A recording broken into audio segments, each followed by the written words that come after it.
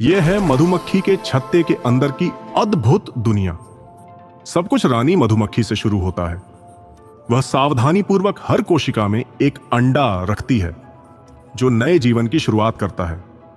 छत्ते के अंदर सही तापमान बनाए रखना बहुत जरूरी काम है। एक कार्यकर्ता मधुमक्खी कोशिका के अंदर जाती है। उसका स्थिर शरीर एक जीवित हीटर की तरह काम करता है, जिससे अंडे और लार्वा का सही विकास सुनिश्चित होता है। अपनी एंटीना हिलाते हुए एक कार्यकर्ता मधुमक्खी सावधानी से कोशिकाओं का निरीक्षण करती है। ये छोटे और बड़े निरीक्षण लार्वा की सेहत और जरूरतों के बारे में महत्वपूर्ण जानकारी देते हैं। नया जीवन तब शुरू होता है जब अंडे से लार्वा निकलता है और पहली बार दुनिया में आता है। धीरे धीरे वह अपने शरीर को मोड़ता और फैलाता है।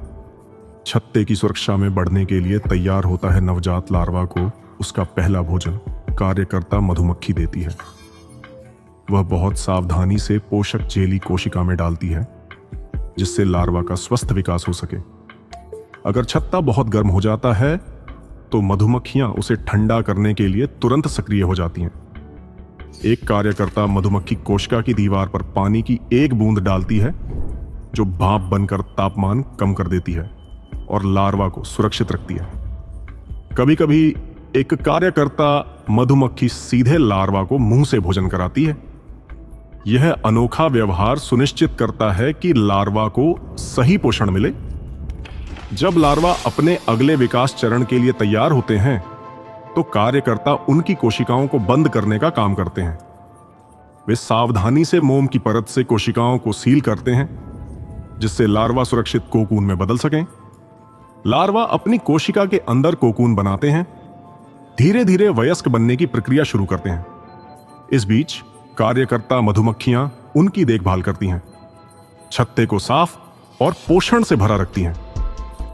कभी कभी कार्यकर्ता मधुमक्खियां असक्षम लार्वा को खा जाती हैं।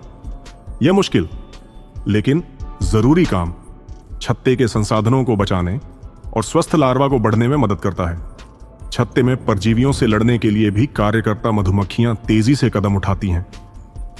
वे वर्रोआ माइट्स को पहचान कर खा जाती हैं, जिससे लार्वा को कोई नुकसान नहीं पहुंचता।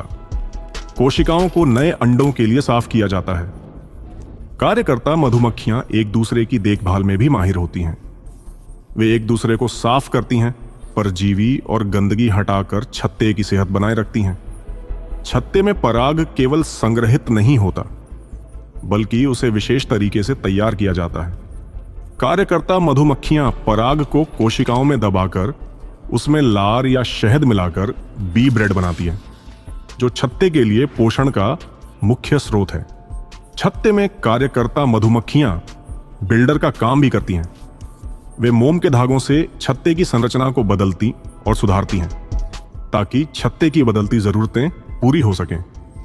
वे शहद बनाने के लिए कोशिकाओं की दीवारों पर अमृत फैलाती हैं। अमृत पककर शहद में बदलता है। कार्यकर्ता मधुमक्खियां इसे कोशिकाओं से निकालकर अपनी ऊर्जा के लिए इस्तेमाल करती हैं। छत्ते को साफ रखना भी जरूरी है। कार्यकर्ता मधुमक्खियां अपनी टांगों और जबड़ों से धीरे धीरे सफाई करती हैं, ताकि छत्ता सुरक्षित और स्वस्थ बना रहे। इसी मेहनत और टीम वर्क से छत्ता फलता फूलता है और अगली पीढ़ी के लिए भविष्य सुरक्षित करता है।